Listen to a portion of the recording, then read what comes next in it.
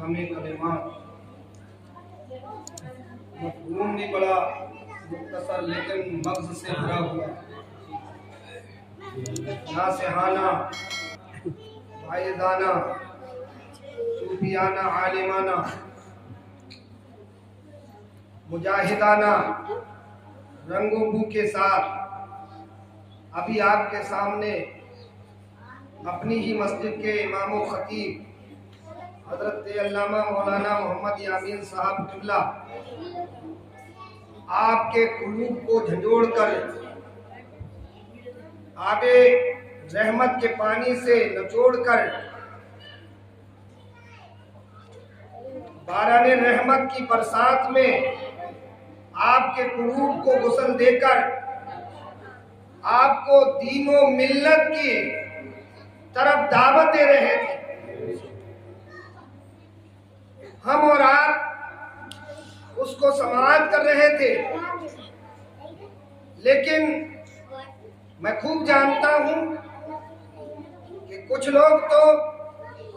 मीलाद की महफिल में बैठे होते हैं, लेकिन उनके कान के पर्दे के सही मायनों में पर्दों के अंदर पर्दे पड़े हुए होते। पर्दा है ना कान का, उसके अंदर भी पर्दा होता है। ये पर्दा क्यों होता है कि जब आदमी दुनियावी बातों में या दुनियावी चीजों में इतना मस्त होता है, मसरूफ हो जाता है, तो उसके लिए अगरचे खुदा रसूल का जिक्र होता हो, लेकिन उसका ज़हन कहीं और हो। यही वो पर्दा है जो पर्दे के ऊपर पर्दा है। अगरचे करीब बैठा होता है इंसान, लेकिन उसके सामने ही जिक्र होता है। और ये बात तो कुरान ने भी बता दी है, सुम्मुम बुकमुन उम्युन फहुम ला यरजिऊन, ये बहरे, ये गूंगे, ये अंधे ना हक समझेंगे, ना हक देखेंगे, ना हक बोलेंगे, ना हक इनके अंदर जाएगा, क्योंकि इस पर पर्दे पड़ गए। अब अकल पे जिसके पत्थर पड़ गए हों, जो खुदा के कलाम को न समझ पाए, अहमियत न दे, तो वो क्या और समझ सकता है। लिहाजा मैं अपनी बात को आगे बढ़ाने से पहले मुनासिब और बेहतर समझता हूँ कि जी लगाकर नबी और आले नबी की बारगाह में दुरूद और सलाम का तोहफा पेश करें, पढ़े बाबाज अल्लाहुम्मा सल्ली अला सय्यिदिना व मौलाना मुहम्मद बारिक व सल्लम सल्लल्लाहु अलैहि सलातो व सलामुन अलैका या रसूल अल्लाह सल्लल्लाहु अलैहि वसल्लम। आला हजरत के कलाम से मैं अपनी बात को जरूर शुरू करता हूँ, क्यों कि जितना बड़ा एहसान अजीम हम लोगों के ऊपर खास कर, हमारी जमात पर खास कर, जितना बड़ा एहसान अगर किसी शख्सियत ने किया है इस दौरे ज़माना के लिए, क़यामत तक का जो सबसे बड़ा खजाना दिया है, वो आला हजरत इमाम अहमद रज़ा खां की। इसलिए उनके कलाम को बगैर पढ़े ना ये मकबूल हो सकते हैं, ये मकबूल हो सकते हैं, ना मैं मकबूल हो सकता। कोई भी दुनिया के अंदर जितने भी अगर भटके भी हैं, तो पहले अगर वो उठे थे तो वो भी आला हजरत ही के सहारे से उठे, अगरचे वो उनका खाकर गुर्राते हैं, बात अलग है।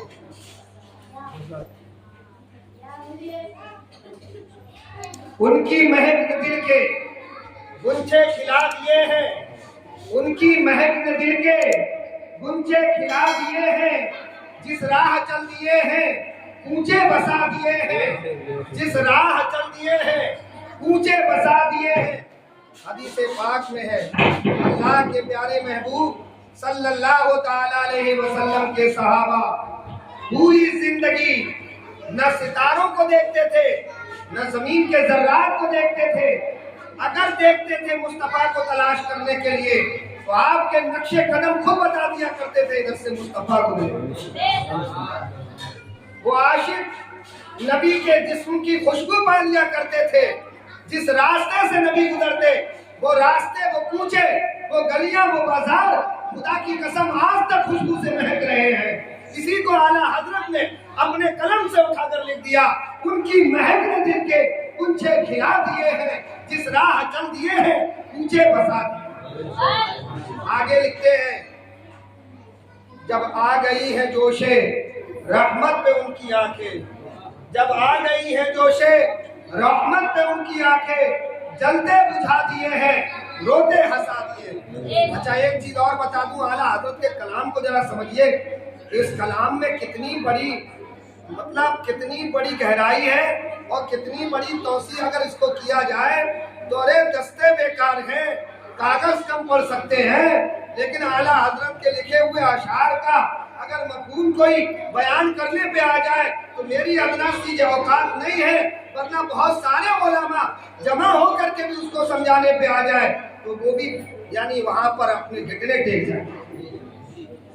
اعلیٰ حضرت نے یہ شعر لکھا ہے، جب آ گئی ہیں جوشے رحمت پہ ان کی آنکھیں، اس میں دو اشارے کیے ہیں، ایک طرف اشارہ کیا ہے نبی اللہ محمد مصطفیٰ صلی اللہ علیہ وسلم کی طرف، اور دوسرا اشارہ کیا ہے آپ کے نواسے، آپ کے لاڈلے سیدنا شیخ عبدالقادر جیلانی غوث اعظم رضی اللہ عنہ۔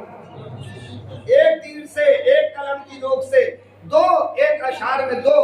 جملوں کو سمیٹ کر دو شخصیات کو لے آئے ہیں، اور بتایا یہ ہے کہ حضور پاک صلی اللہ علیہ وسلم جب قیامت کا دن ہوگا تو مجرموں کو اللہ تعالیٰ کھڑا کرے گا اور ان سے پوچھے گا بتاؤ تم نے دنیا میں کیا اعمال کیے، وہ پیش کرو، لاؤ کیا لے کر آئے ہو، دنیا سے کون سی بھلائی لے کر آئے ہو۔ تو کچھ لوگ گناہگار جب وہ آگے بڑھیں گے تو کہیں گے مولا ہمارے پاس کچھ بھی نہیں ہے، ہمارے پاس کچھ بھی نہیں ہے، نماز پڑھی تھی، کہے گا ہاؤ لادری میں نے نہیں پڑھی تھی، میرے پاس کچھ نہیں، میں نہیں جانتا، ہاؤ لادری میں نہیں جانتا، میں کچھ نہیں جانتا، میں روزے کو نہیں جانتا، میں زکات کو نہیں جانتا، میں حج کو نہیں جانتا، میں کوئی نیکی نہیں جانتا، میں نے کوئی نیکی نہیں کی ہے۔ بخاری کی حدیث پاک میں ہے ایک شخص کو لایا جائے گا، جب اس کے اعمال دیکھے جائیں گے، ان کو چیک کیا جائے گا تو یقیناً اس کے پاس کوئی عمل نہیں ہوگا، کوئی نیکی نہیں ہوگی، وہ نا امید ہو کر کے، خاموش ہو کر، شرمسار ہو کر اپنے سر کو جھکائے گا تو رب کریم کی طرف سے جلال قدرت ظاہر ہوگا اور اس بندے کی طرف غضب سے اعلان ہوگا، اے فرشتو اس مجرم کو لے جاؤ جہنم میں ڈال دو، اس کے پاس کوئی نیکی نہیں ہے، نہ یہ نیکی لا سکتا ہے، اگر تو نیکی لا سکتا ہے تیرا رب تجھے بخش دے گا، جا اپنی ماں سے نیکی لے کر آ۔ اس وقت ماں کے پاس جائے گا، وہ ماں بھی اس کا انکار کر دے گی، انکار وہاں ہر ایک کرے گا، اس لیے کہ وہاں سب کو اپنی اپنی پڑی ہوگی، سب اپنی اپنی فکر میں ڈوبے ہوں گے، کہیں ایسا نہ ہو کہ ان کے ذریعے سے، ان کے ذریعے سے، اس کے ذریعے سے، اس کے ذریعے سے کہیں ہم مجرم قرار نہ دیے جائیں، کہیں ہم پھنس نہ جائیں۔ وہاں سب کو اپنی اپنی جان کے پڑی ہوگی، ایسے عالم میں جب فرشتے کو حکم ہوگا اے فرشتو جاؤ اس مجرم کو لے کر جہنم میں ڈال دو، جیسے ہی وہ مجرم جہنم کی طرف جائے گا، اللہ اکبر، جہنم قریب آتی جائے گی، وہ بندہ جہنم کو دیکھ کر اللہ کی توصیف کو، اللہ کی تعریف کو، اس کی حمد کو بجا لائے گا، اللہ کی وحدانیت کا اقرار کرے گا، کرتے ہوئے جہنم کی طرف جائے گا۔ فرشتے ڈالنے ہی والے ہوں گے، جہنم کا دروازہ آ چکا ہے، ابھی جہنم کی دہلیز پہ کھڑا ہونے والا ہے، فرشتے اس کو دھکیلنے والے ہیں، جہنم میں پہنچنے والا ہے، اللہ اکبر، ابھی ایک قدم کا فرق ہے، فرشتے کہتے ہیں ہم تجھے جہنم میں ڈالنے کے لیے حکم رب کی اطاعت کرتے ہوئے تجھے لے کر آئے ہیں، اب ہم تجھے جہنم کی وادی میں ڈال دیں گے، اگر کاش تو نے کوئی نیکی کی ہوتی، جہنم کی بھڑکتی ہوئی آگ کو دیکھ کر، اس میں بھڑکتے ہوئے عذابات کو دیکھ کر، شدید عذاب کو دیکھ کر کے وہ انسان گھبرا کر بولے گا قولوا یا ربی یا ربی یا ربی، قولوا یا ربی یا ربی، اے میرے رب، اے میرے رب، اے میرے رب، وہ 3 مرتبہ کہے گا، رب کی رحمت کو جوش آئے گا، اے فرشتو ٹھہر جاؤ، گواہ ہو جاؤ، جو بندہ مجھے ربی ربی کہے، رب کو یہ کہہ نہیں کہ بندہ رب کہے، اے میرے رب کہے، اور میں اس بندے کو جہنم میں ڈالوں، میں نے بخش دی۔ حضرات محترم، ذرا بخشش کے ذریعے دیکھیے، رحمت الہی تو بہانہ تلاش کرتی ہے، اس نے رحمت کا اپنے بہانہ دیکھ لیا اور اس کو بخش دیا، عزیزان ملت اسلامیہ، مگر یقولو ربی ربی کیوں کہے گا؟ حضور فرماتے ہیں اسے میری یاد آئے گی کہ کاش میں نے محمد کا کہا مان لیا ہوتا، ان کے کہنے کے مطابق میں نے خدا کے ہر فرمان پر عمل کیا ہوتا، تو جیسے ہی محبت رسول اس کے دل میں پنہا ہوگی، یقیناً حضور کا اشارہ ہو جائے گا، اور جب حضور اشارہ کر دیں گے تو جہنم سے واپس بلا لیا جائے گا۔ کہنے کا مقصد یہ ہے کہ کچھ لوگوں کو جہنم میں ڈال دیا جائے گا، ڈالنے والا خدا ہوگا، نکالنے والے مصطفیٰ،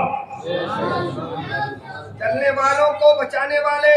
مصطفیٰ ہوں گے۔ اسی کو اعلیٰ حضرت فرماتے ہیں، ان کے مثال کوئی، فرماتے جب آ گئی ہے جوشے رحمت میں ان کی آنکھیں، جلتے بجھا دیے ہیں، روتے ہنسا دیے ہیں، آنے تو یا ڈبو تو اب تو تمہاری جانیں، کشتی تمہیں پہ چھوڑی لنگر اٹھا دیے ہیں۔ عقیدہ ملت اسلامیہ، میں صرف 2-3 آیتیں پڑھ کر 1-2 حدیث کا مفہوم سمجھا کر اپنی بات کو ختم کر رہا ہوں، غور سے سماعت کیجئے۔ میں ادھر ادھر کی بات نہ کر کے میں قرآن اور حدیث کی روشنی میں آپ کو یہ پیغام دے دوں، تاکہ پیغام دینا میرا کام ہے اور پیغام پر عمل کرنا آپ کا اور میرا کام ہے۔ اللہ کا لایا دیا ہوا پیغام مصطفیٰ جان رحمت نے پہنچایا، ان کے بعد ان کے صحابہ نے پہنچایا، ان کے بعد تابعین نے پہنچایا، تابعین نے پہنچایا، ائمہ کرام نے پہنچایا، اولیاء امت نے پہنچایا۔ آج ہماری بھی ذمہ داری ہے، ہم بھی قوم کے پاس اب اسی دین کو پہنچائیں، اسی پیغام کو پہنچائیں۔ رب تبارک و تعالیٰ ارشاد فرماتا ہے فاذکرونی اذکرکم واشکرونی ولا تکفرون، تم اللہ کا ذکر کرو، اللہ تمہارا آسمانوں پہ چرچا کرے گا، تم زمین پہ اللہ کا ذکر کرو، میں آسمان پہ تمہارا چرچا کروں گا، تم میرا زمین پر ہے میرے بندو، میرا ذکر کرو گے، میں آسمان پہ تمہارا ذکر کروں گا، تم مجھے بابنا پکارو گے، میں تمہاری پکار سنوں گا، تم زمین پہ پکارو گے، میں آسمان سے تمہاری بلندی سے، تم اپنی رحمت سے تمہاری پکار سنوں گا۔ مطلب یہ ہوا کہ جس مکان میں، جس جگہ پہ اللہ کا ذکر ہوتا ہے، وہاں اللہ کی رحمتوں کا نزول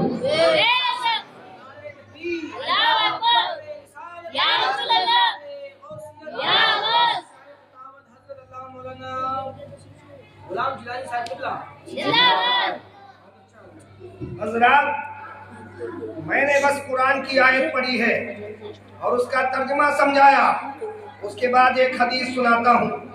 مسند احمد کی حدیث پاک ہے، اللہ کے محبوب ارشاد فرماتے ہیں، النبی قال رسول اللہ صلی اللہ علیہ وسلم اکثروا ذکر اللہ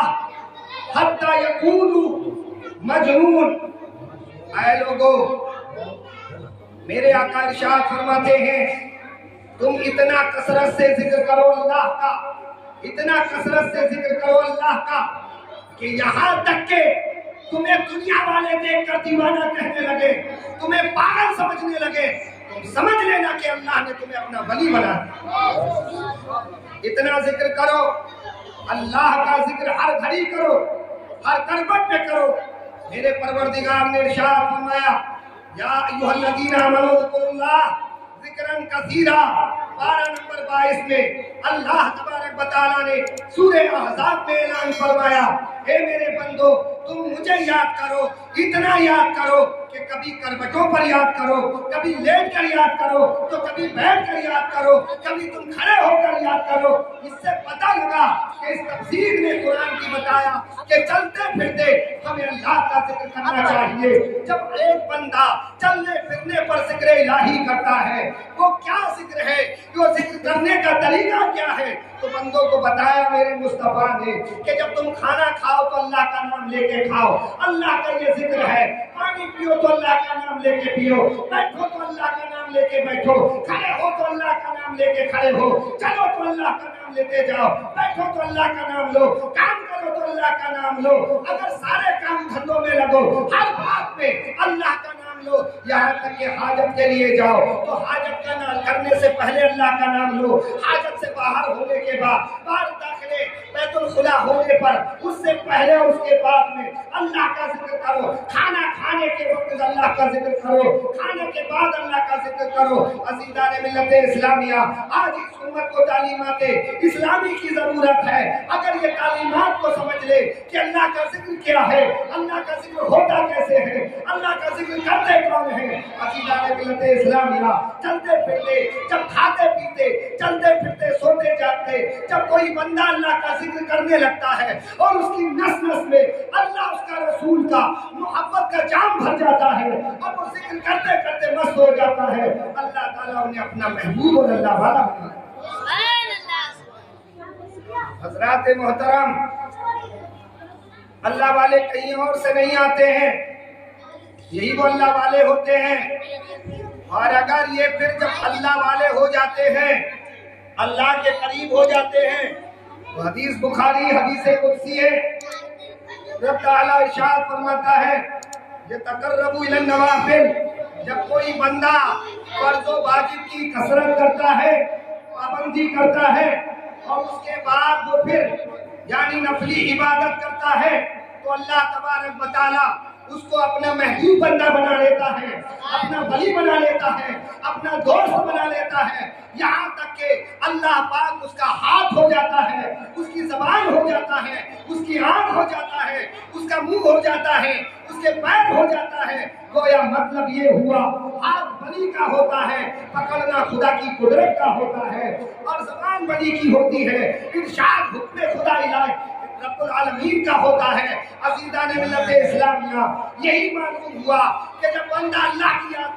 یاد میں مستغرق ہو جاتا ہے، اس سے سارا زمانہ ڈوب کرتا ہے، لیکن وہ کسی سے نہیں ڈرتا ہے۔ جب وہ اللہ والا ہو جاتا ہے، کائنات کی ہر چیز اس سے ڈرنے لگتی ہے، لیکن وہ کسی سے نہیں ڈرتا ہے۔ پھر اس کی نگاہ کا یہ تصرف ہوتا ہے کہ وہ جن چیز پہ نگاہ ڈال دیتا ہے، یقیناً وہ ادنا ہوتی ہے تو اعلیٰ ہو جاتی ہے۔ اگر وہ کسی کمزور پہ نگاہ ڈال دیتا ہے تو وہ طاقتور ہو جاتا ہے، وہ کسی چیز کو چھو دیتا ہے تو وہ قیامت تک کے لیے نشانی بن جاتا ہے، وہ رب کی نشانی ہو جاتا ہے۔ یاد کرو صفا اور مروہ کو، یاد کرو سنگ حضرت کو، یاد کرو حجر اسود کو، مقام ابراہیم کو، یاد کرو اللہ نے اس کو مقام ابراہیم کو تمہارے لیے یادگار بنا دیا، وہ مصلی قیامت تک کے لیے ہو گیا جہاں ابراہیم کے قدم کھڑے ہوئے۔ اللہ اکبر، اس لیے کہ جو اللہ والا ہو گیا اس کے قدم بھی اللہ والوں کی نشانی، اللہ کی مقدس نشانی ہو۔ اب میں آپ کو ابھی تک جتنی باتیں میں نے کی ہیں قرآن اور حدیث کی روشنی میں کی، لہذا میں ادھر ادھر نہ جا کر اسی بات پر اپنی بات کو ختم کر دوں۔ غور کرو اللہ والے کون ہوتے ہیں۔ اللہ والے زمین پر ہی ہوتے ہیں، وہ یہ آسمان پہ نہیں رہتے ہیں، اسی زمین کے نظام کو سنبھالتے ہیں، اسی زمین پہ رہنے والے بگڑے ہوئے لوگوں کو، راہ سے بھٹکے ہوئے لوگوں کو راہ دکھاتے ہیں، یہی اللہ والے ہوتے ہیں۔ تو ان میں دو طرح کے ہوتے ہیں، ایک مجذوب ولی ہوتا ہے، ایک سالک ولی ہوتا ہے۔ سالک پڑھا دیتا ہے، اپنے حدیث و قرآن کی روشنی دکھا دیتا ہے، اور مجذوب ولی وہ ہوتا ہے کہ جس پر نگاہ ڈال دیتا ہے اسے ولی بنا دیتا ہے۔ دیوانہ جسے چاہتا ہے اسے اپنے قریب کر لیتا ہے، اور جسے چاہتا ہے اسے ٹھوکروں سے اڑا دیتا ہے۔ عزیزان ملت اسلامیہ، میں نے آپ کو بتایا اللہ کے نیک بندے ذکر الہی کرتے ہیں، وہ چلتے پھرتے، کھاتے پیتے، سوتے جاگتے، بیٹھتے اٹھتے اللہ اللہ کرتے ہیں۔ نگاہ مرد مومن سے بدل جاتی ہے تقدیر ہے، جو ہو ذوق یقین پیدا تو کٹ جاتی ہے زنجیر ہے۔ عزیزان ملت اسلامیہ، اسی روئے زمین پر ایسے بھی ولی ہوئے ہیں دنیا میں کہ اللہ تعالیٰ نے ان کی ولایت کو سلب کر دیا، ان کی ولایت کو ختم کر دیا، انہیں ولایت سے رد کر دیا، اور انہیں رد کرنے کے بعد انہیں کہیں کا نہیں چھوڑا۔ ایک ان میں بڑا مشہور آدمی ہے جو اللہ کا ولی تھا، جس کا نام ولم باعور تھا۔ یہ ولم باعور روئے زمین پر اتنا بڑا ولی تھا کہ 12,000 اس کے مکتب میں، مدرسے میں یہ پڑھاتا تھا بچوں کو۔ اتنے بچے اس کے پاس تعلیم سیکھتے تھے کہ 12,000 جب کاؤنٹنگ کی گئی، جب اس کے بچوں کو دیکھا گیا तो 12,000 दवात वहां रखी हुई पाई। मतलब ये हुआ इतने बच्चों को पढ़ाने वाला एक आलिम दीन, एक इतना बड़ा वली जो हुक्म दे दे हवा को कि तुझे पूरब नहीं जाना, आज पश्चिम से चलना है, तो हवा उसके हुक्म के मुताबिक पश्चिम से चले। वो कहते कि आज ऐसा होना है, ऐ मेरे रब तू ऐसा कर दे, तो रब फौरन उसका हुक्म पूरा कर दे। अल्लाह अकबर, वही वलन बारूद है। वो नबी से टकराने के ऊपर आ गया। मैं आपको तफसील गुफ्तगू न समझा कर मैं आपको थोड़ी सी मुख्तसर सी एक झलकियां बता दूं कि अल्लाह ने किसी का गुरूर और घमंड नहीं रखा है। अगर रखा है किसी को, पसंद किया है किसी को, तो अहले तकवा आजिज़ो वरना तबा कमजोरों को अल्लाह ने पसंद किया है। जिनके दिलों में नरमी है, रहम है, प्यार है, उनको अल्लाह ने महबूब बंदा बनाया है। जिन्होंने नरमी से